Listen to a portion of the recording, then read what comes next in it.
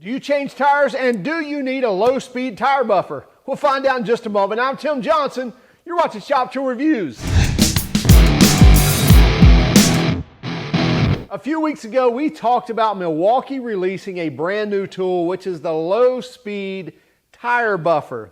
Now, this is the model number 2409-20 if you want a bare tool, -22 if you want the kit with the 4 amp hour battery, a 2 amp hour battery, and the charger. Now, they'll be releasing this in May or June of 2021, so it should be just a few weeks away before we see these start filling the shelves. Now, one of the unique features about this tool is that it operates in the range that the USTMA, which is the United States Tire Manufacturers Association, in the range where they recommend the drilling and the buffing should occur, and that is less than 5,000 RPMs for buffing and less than 1,200 RPMs for the actual drilling.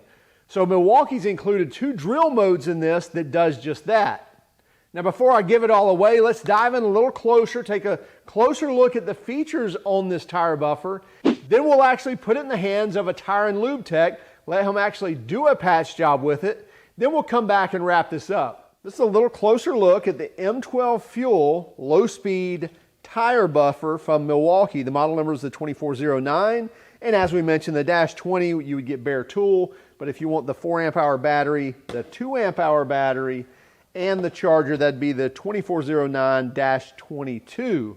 Let's take a closer look at some of these features on this.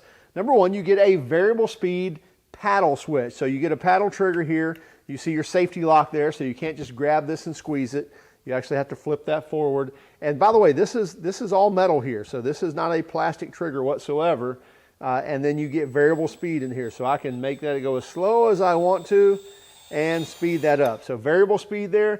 One of the most important features is this light right here, because very, very rarely, let's say never, on a pneumatic tool do you see a light, especially on a tire buffer, to get inside a tire. And most of the time, inside a tire is pretty dark. So when you go to buffing, it's definitely dark inside that tire. So to have that light, that's a big perk. Now you get a quick change here like most other tire buffers. And so if I wanted to put the buffing wheel on there, I'd pull this forward, slide that in there, and it's going to lock it into place.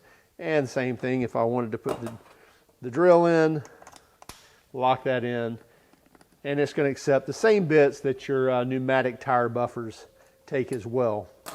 Now you'll see here that we have 2 speeds right here, and you see it looks like the little mushroom top, which is the buffer. And then if I slide that down, that is the drill. Now these are pre-calibrated to the drill is set to 1,200 RPMs, and the buffer is set to 2,500 RPMs. That's because the USTMA, the United States Tire Manufacturers Association, have recommendations on doing tire repairs or patches, and that is you should drill at 1,200 RPMs, and you should buff at less than 5,000 RPM. So Milwaukee went ahead and moved that down to 2,500 and the drilling at 1,200.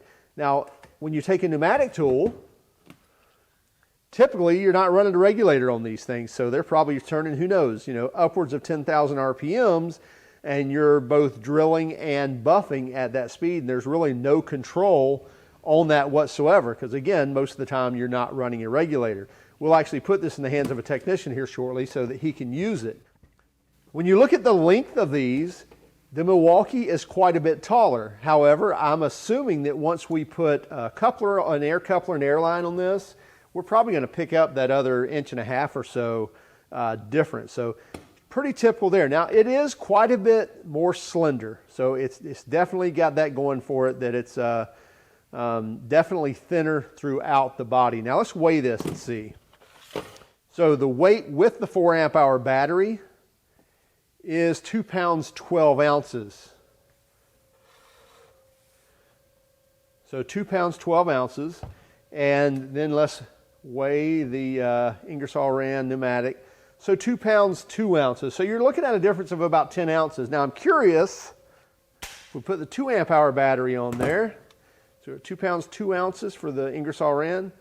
So you're looking at a 2 ounce difference if you run the 2 amp hour battery. Now to give you an idea, I'm not sure what the 2 amp hour will give you, but the 4 amp hour battery will give you up to 30 tire patches. So drilling and buffing up to 30 tires on one battery. So I don't know if the 2 amp hour would do half that, so you're still getting 10, 15 easily. So it might be beneficial to you to run that smaller battery. If you're doing more tires, then you may want to step up to the 4.0. But as far as weight, with the 2 amp hour, you're pretty much the same or within 2 ounces of the pneumatic. And here on the tool, like typical with M12, you see we have a battery gauge. Once we pull the trigger, that we can see that we've still got 4 bars left on the battery. And then one last note is we definitely have this stainless steel grill here, this mesh grill on either side, and that's your air intake, and that's going to stop any rubber from flying in there, any debris, what have you, to protect all the electronics there on that intake, and then you can blow that out from time to time. Let's put this in the hands of a technician and see what he thinks about it. All right, first thing we're going to do here is remove the screw. This instance, we're going to pull it out with the screw guns, but in some cases you just straight pull it out.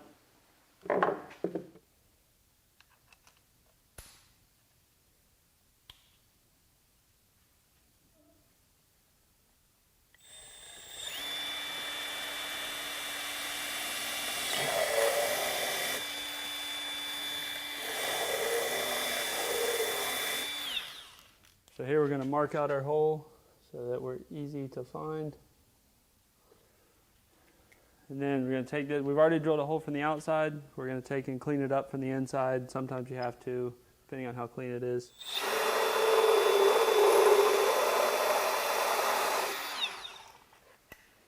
All right, now we're going to go in and score up our area with our buffing wheel.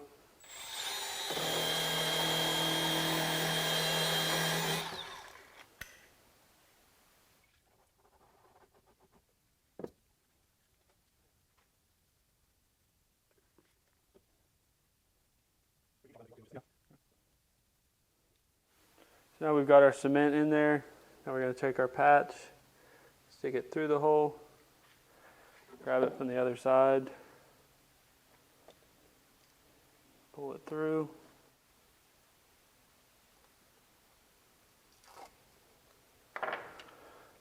Take and roll the patch, get all the air out of it, make sure all the edges are stuck nice and smooth. We're going to take our sealer, make sure we get a nice coating over the patch. All right. Now we're going to make sure our patch is all the way through. Pull that out of there, cut it off flush. All right, so a couple of things that stood out. One being the light. I was actually able to see my work, as opposed to when you're using a pneumatic, most of the time you're not able to see your work in there. You're either having to use your own flashlight or do a lot of guesswork. Whereas with the Milwaukee, you've got a nice light there to light up your work area. And another thing being with your air, unless you're regulated, a lot of times with the buffing wheel, the RPMs can get out of hand, and the buffing wheel can try to get away from you as you're trying to score up your area. Whereas the Milwaukee is regulated on the RPMs, low enough to where it's very smooth, but yet still cuts very well. As far as the length goes, it seems like it would be a little longer, but honestly, once you put your air line on there, you're still running pretty close to the same length. As far as bulkiness goes, yes, the Milwaukee is a little bit bulkier, but when you're dealing with an airline, a lot of times you're having to put it behind you or get it out of your way in some sort. With this, you're just holding it in one hand and able to work around whatever you need to.